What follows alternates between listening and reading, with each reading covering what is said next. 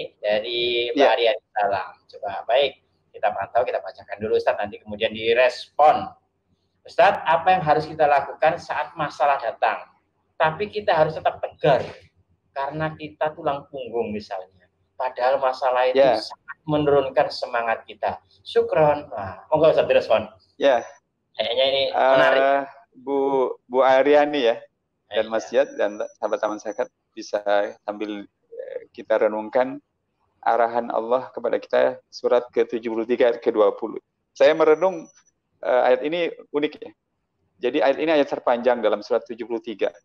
Nah, di pertengahan ayat itu Allah tiba-tiba seperti menguliti kita, menguliti keberadaan kita dengan mengatakan alima an sayakunu minkum marda. Aku tahu di antara kalian ada yang sakit ya. Sekarang kita sakit ya.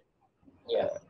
Wa akharuna yadribuna fil ardi yabtaguna min fadlillah. Di antara kalian ada yang mencari nafkah di muka bumi. Lalu kemudian yang ketiga, di antara kalian ada yang berperang. Allah perintahkan 5 hal Mas Jad kepada orang yang sakit atau orang yang sedang mencari nafkah dan orang yang berjuang ini. Pertama, bacalah yang mudah dari Al-Qur'an. Yang kedua, dirikan sholat. Yang keempat, tiga, tunaikan zakat. Yang keempat, perbanyak infak. Yang kelima, istighfar. 5 hal itu Mas Jad dengan saya kenal kan? Semuanya tahu kan? Ya. Tapi filosofinya itu tadi. Yang mengerti semua masalah itu adalah yang menciptakan kehidupan ini. Jadi bicarakan saja dengan yang menciptakan kehidupan. Sebelum kita bicarakan dengan yang lain. Yang lain. Gitu. Itu penting. Apa untungnya kalau kita berbicara mendekat kepada yang mengerti dan mengatur semua urusan? Satu, secara keseluruhan kita diangkat kembali kekuatan kita menghadapi masalah. Itu yang tidak bisa diselesaikan oleh Mas Jad. Kalau saya konsultasi pada Mas Jad. Mas Jad, saya ada masalah ekonomi.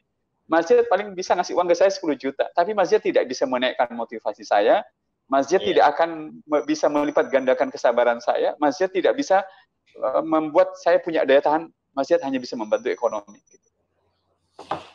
Ya, saya sampai bertanya, apakah orang yang sedang sakit, yang sedang nyari nafkah dan berperang, begitu membaca Al-Quran, sakitnya akan sembuh? Itu urusan Allah Subhanahu wa Ta'ala.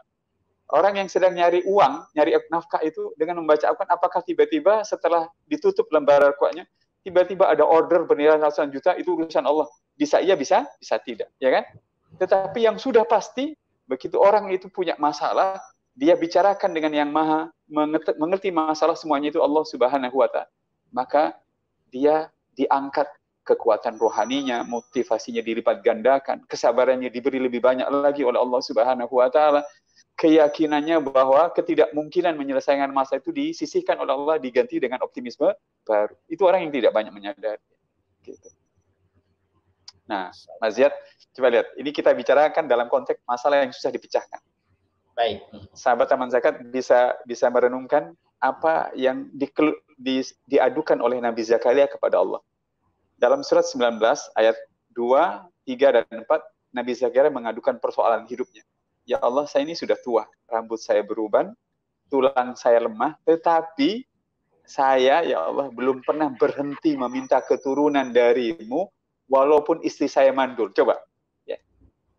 Kira-kira saya nanti akan membayangkan sahabat Taman Zakat itu doanya kira-kira begitu. Ya Allah, saya ini sudah berusaha ke sana kemari ya, menemui banyak orang ya.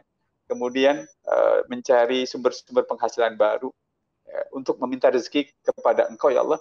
Walaupun semua orang berkata kamu tidak mungkin berhasil, tapi saya tidak pernah kecewa dan pernah berhenti meminta solusi darimu ya Allah. Kira-kira begitu yang mau saya sampaikan. Nah, ternyata Zakaria yang mengadukan masalahnya tidak punya anak itu dan istrinya jelas-jelas mandul, hanya dikabulkan oleh Allah Subhanahu wa Ta'ala.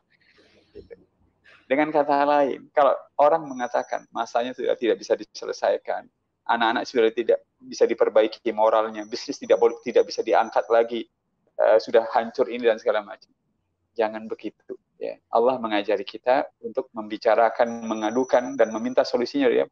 Sampai hal yang paling mustahil sekalipun adukan kepada yang menciptakan hidup Allah Subhanahu wa Ta'ala. Dan Allah akan membukakan masalah. Dan Nabi Zakaria oleh Allah dikabulkan doanya itu bukan karena Nabi Zakaria itu Nabi, bukan. Dan penjelasannya ada dalam surah Al-Anbiya, dalam surat ke-21 ayat 89 dan 90. Waktu doa itu dikabulkan, Allah tidak menyebut doanya dikabulkan karena Zakaria adalah Nabi dan Rasul, makanya dikabulkan. Enggak. Tapi Allah menyebut 3 kualitas kemanusiaan yang ada pada diri Nabi Zakaria. Dan itu bisa kita tiru. Pertama, kenapa doa pada saat permasalahan yang sudah tidak mungkin diselesaikan itu dikabulkan? Karena satu, Zakaria adalah tipe hamba Tuhan, tipe hamba Allah yang selalu bersegera berbuat kebaikan. Itu satu. Ya. Yang kedua, Zakaria adalah orang yang selalu meminta dengan penuh harap dan takut kepada yang menciptakan hidup. Walaupun berbuat baik, tetapi dia sadar bahwa bukan perbuatan baiknya yang menyebabkan masalah itu bisa diselesaikan, tetapi rahmat dan pertolongan Allah yang akan diberikan kepada. Tetapi rahmat Allah itu hanya Allah berikan kepada orang yang terus-menerus berbuat kebaikan. Lalu yang ketiga, Zakaria adalah orang yang khusyuk. Khusyuk itu orang yang yakin bahwa hidup ini bersambung dengan periode berikutnya dan akan kita pertanggungjawabkan di hadapan pemilik kehidupan.